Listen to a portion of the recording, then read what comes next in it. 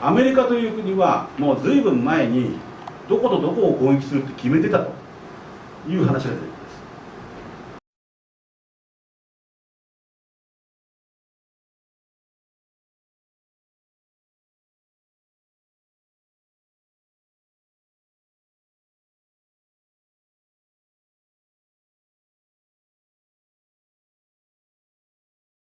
About 10 days after 9/11, I went through the Pentagon and I saw Secretary Rumsfeld and Deputy Secretary Wolfowitz. I went downstairs just to say hello to some of the people on the Joint Staff who used to work for me, and one of the generals called me in. He said, "Sir, you got to come in. You got to come in and talk to me a second." I said, "Well, you're too busy." He said, "No."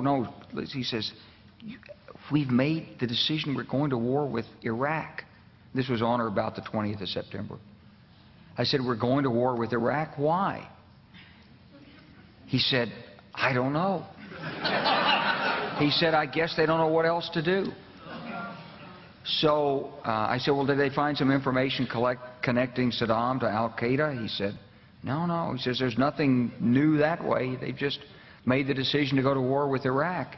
He said, "I guess it's like we don't know what to do about terrorists, but we've got a good military and we can take down governments." And he said, "I guess if the only tool you have is a hammer, every problem has to look like a nail."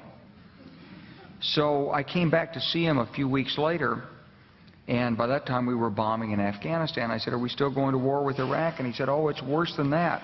He said, he reached over on his desk, he picked up a piece of paper, and he said, I just got this down from upstairs," meaning the Secretary of Defense's office today, and he said, "This is a memo that describes how we're going to take out 7 countries in 5 years, starting with Iraq and then Syria, Lebanon, Libya, Somalia, Sudan, and finishing off Iran."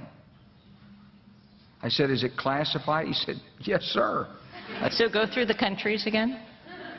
Well, starting with Iraq, then Syria and Lebanon, then Libya, then Somalia and Sudan, and then back to Iran. ということなんですね。だから今シリアで内戦があるのは内戦じゃないんです。アメリカが征服しようとしてるだけなんです。でドジを踏んでるわけです。本来ならばこういった形でイラク、レバノン、どんどん大イスラエルを作る方向で、征服をしていくスケジュールだったのに失敗しているということで、これはいい傾向ですね。連中もう力ないんですね。でもこんだけはっきり言っちゃって彼大丈夫ですかね。いや逆にはっきり言っちゃった方が守られると思う。下手に消せなくなってくると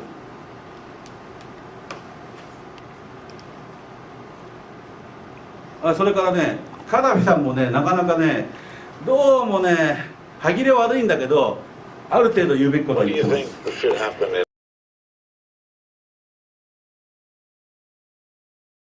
What do you think should happen in Iraq? Should the United States leave Iraq? وماذا سيحدث في العراق؟ لماذا الولايات المتحدة احتلت العراق؟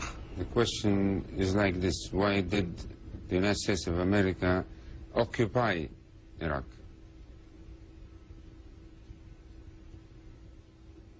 هذا يترتب عليه الجواب يترتب عليه الجواب على السؤال التالي.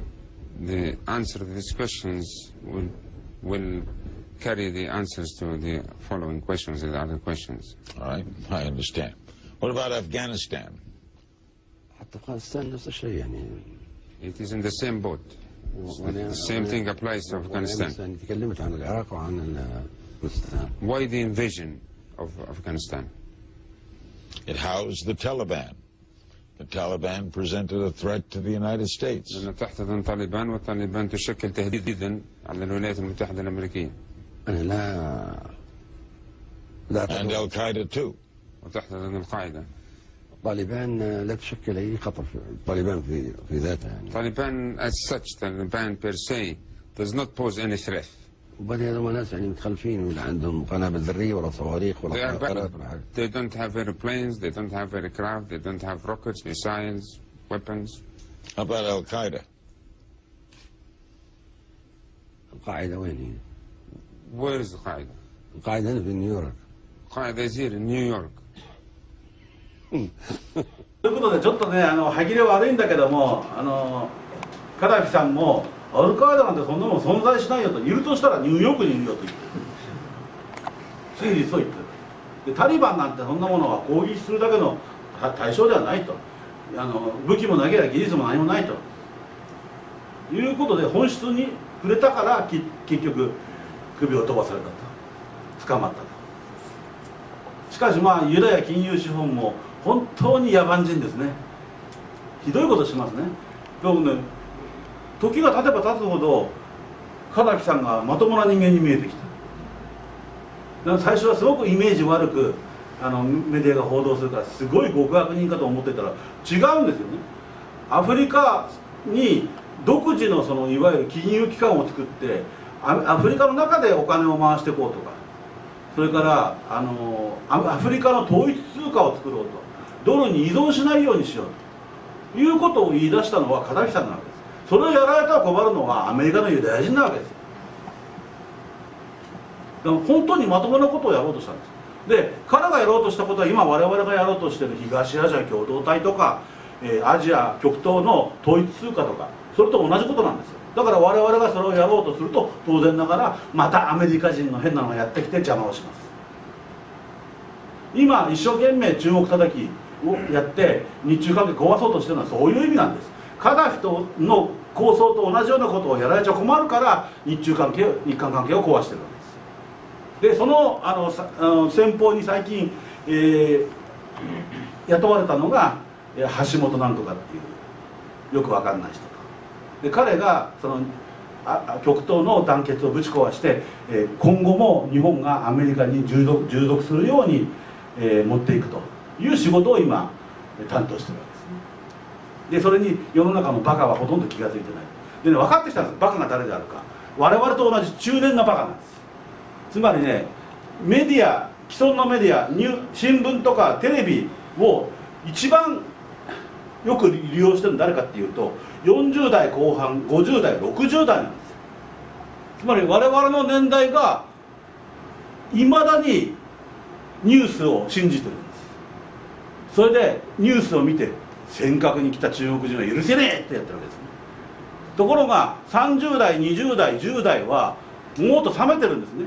そんな新聞やテレビなんか見ないんです。みんなネットで情報を仕入れてるからバカじゃないんですね。分かってるんですね。でバカは残念ながら我々の年代なんです。本当に困っちゃう。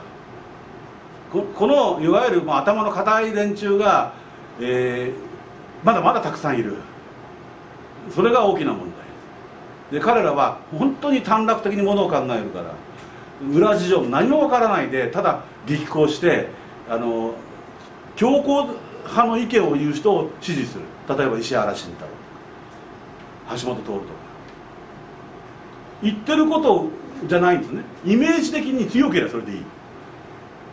もうだからね、ほとんどね、申し訳ないけども私の年代の人たち頭を使ったことないんじゃないかなと思ってね、これじゃダメだなと思います。ただこれから来る次の世代の人たちはそういうことはないと思うから、そういった意味では日本の未来は明るいと思う。